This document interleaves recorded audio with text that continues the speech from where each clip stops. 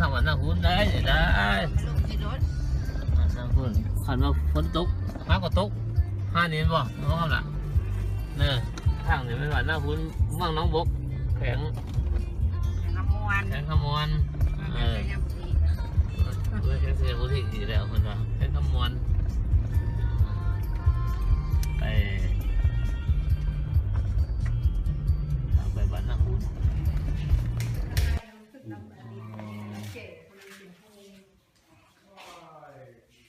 ไฟถึงหมุน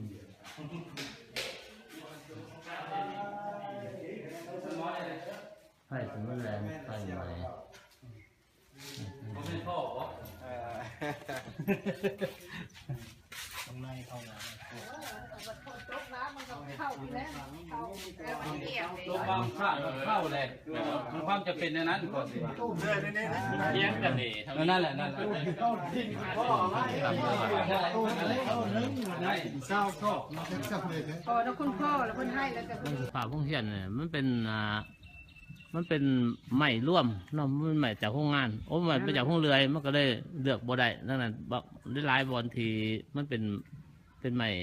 อันนั้นไม้ปีกไม้นั่นก็เลยมันบอกกินแต่เห็นสิ่งที่เบิ่งในแง่ของหมอเนี่ยก็คือบ่มีห้องน้ำเนาะอันนี้ในบ้านอันนั้นก็ต่างเพิ่นก็มาความน้ำนี่แหละ